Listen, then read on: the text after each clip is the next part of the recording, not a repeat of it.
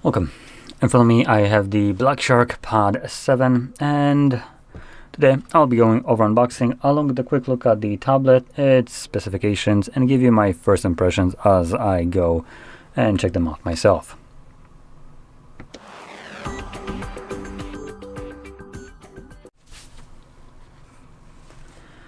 Okay, so I do want to first start off by saying that this is a budget device, and what we're going to be seeing here, from what I can already observe, is going to be below what I would consider this price to be, or even Xiaomi. Anyway, so one of the first things that you might notice when opening this up is the energy rating sticker, which says that we get 216 hours of battery life with measly 7,700 mAh battery. Now, I don't know if this is correct or not, but it seems a little bit on the high end how long this device will last, as this is a decent amount of time, way more than you would expect. Another thing that you will notice when opening this up is that presentation of it straight out of the box is essentially the same to some other cheap AliExpress bullshit devices, something like Blackview and other crap like this. And this is something that you'll see with most of these Black Shark tablets, that it's essentially a drop ship device by the looks of it. The packaging is the same. The casing is very similar. This one has a little bit of a different one, but the Pro version of this device basically had something like Blackview would usually include. The only difference is, let me just peel that off. Oh, at least it came off in one piece without leaving any crap.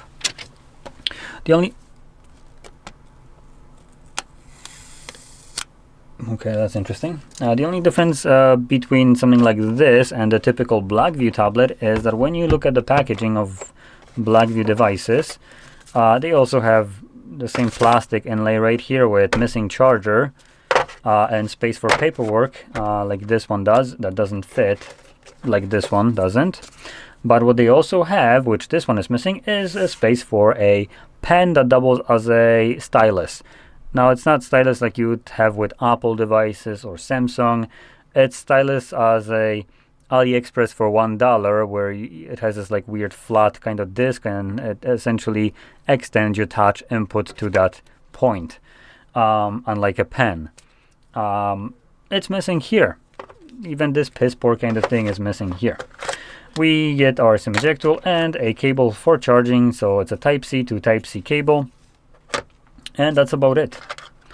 So let me just throw that to the ground, where we can move on to the device. Let's put it up. And this tablet comes with a 11-inch display with a resolution of 1200 by 1900. It is just an LCD display with 90 Hz refresh rate and 420 nits of brightness. Nice. And also it puts it at 204 pixels per inch. Display right here is basically shit. For current times, this is how I can call this. It's just bad. The resolution right here is okay. I'll put it this way.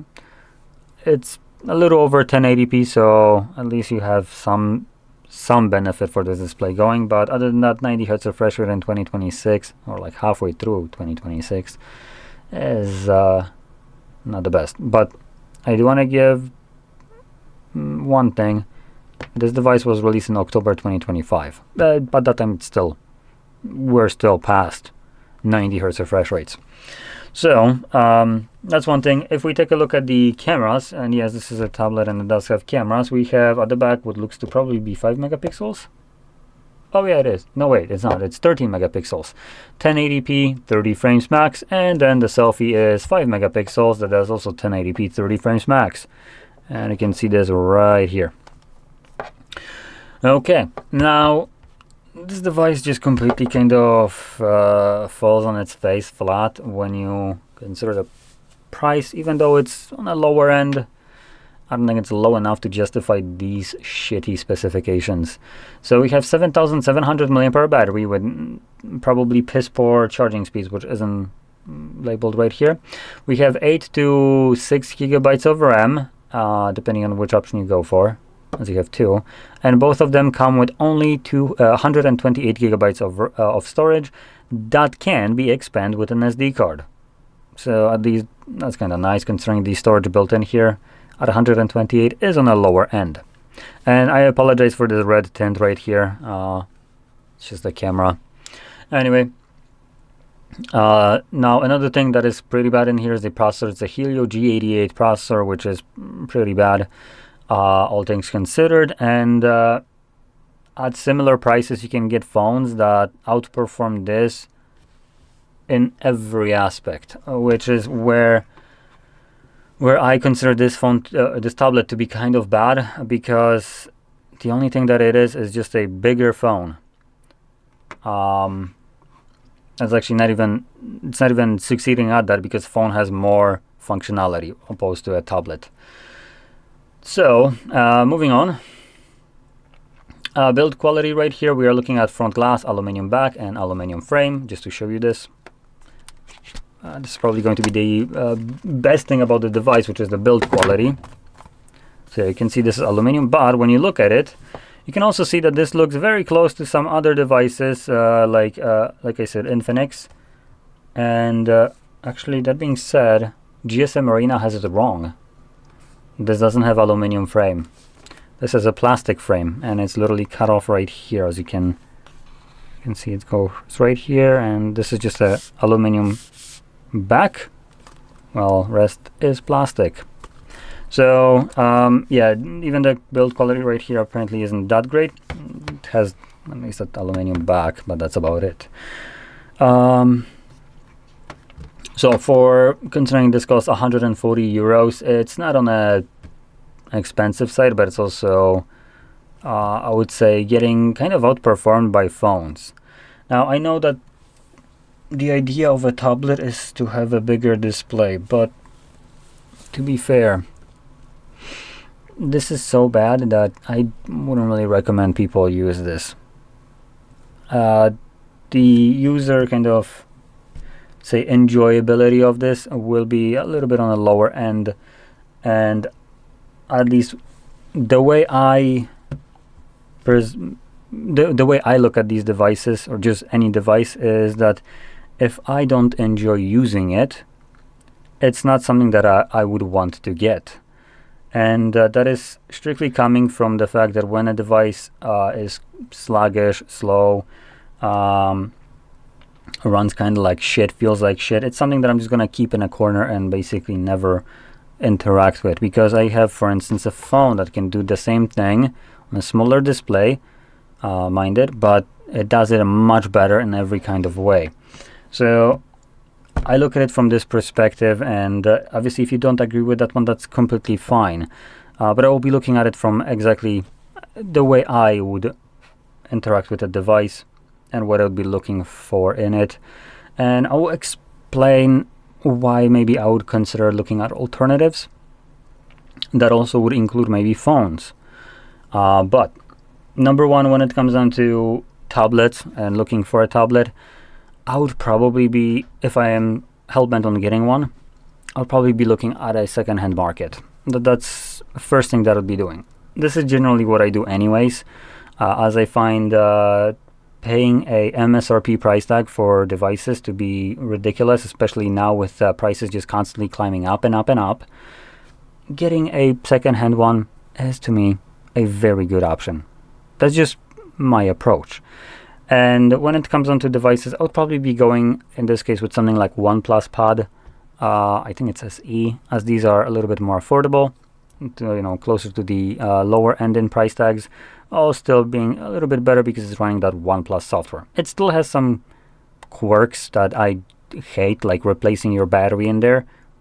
You can't do it yourself. You need to basically take it to OnePlus to do it, otherwise it breaks it, which is unacceptable in my opinion.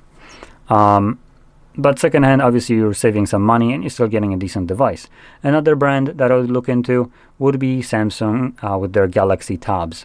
These are also fantastic devices, and if you get one that is a couple years old, it will be closer to its end of life cycle, which means soon they might not be getting any kind of security patches. But if you don't do any kind of banking or anything that would actually require security on that, it is going to be a much better device with an AMOLED display that just feels and looks much better. So that's something that I would be maybe looking at. I want to quickly check if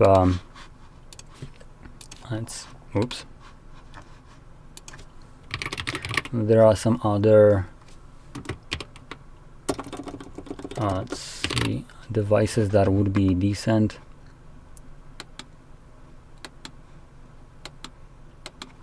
So I'm trying to see what kind of other tablets we have here and like existence that might be worth the money.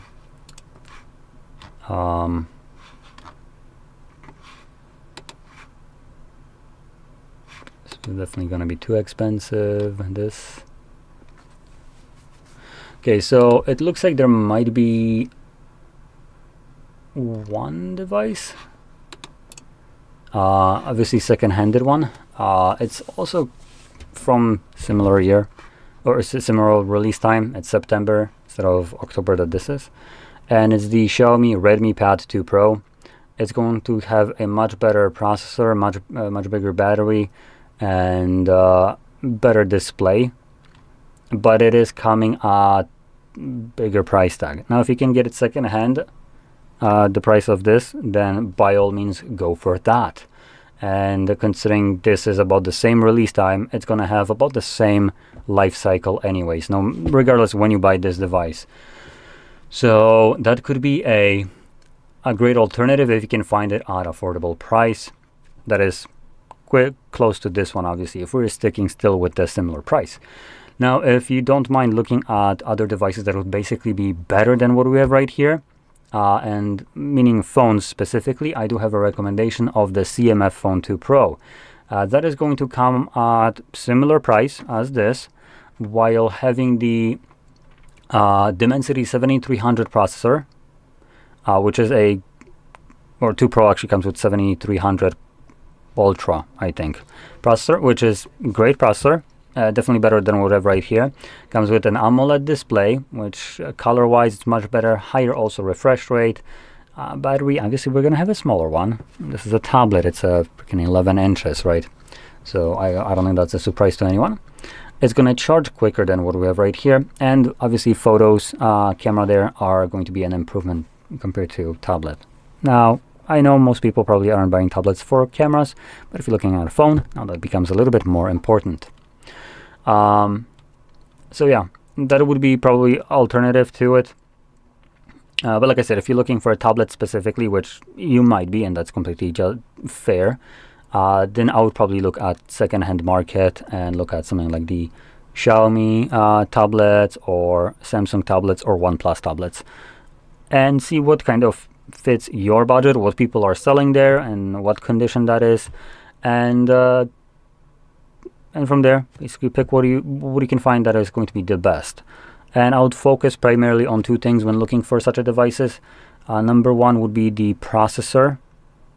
So check out what the processor in there is and how good it compares to something like this.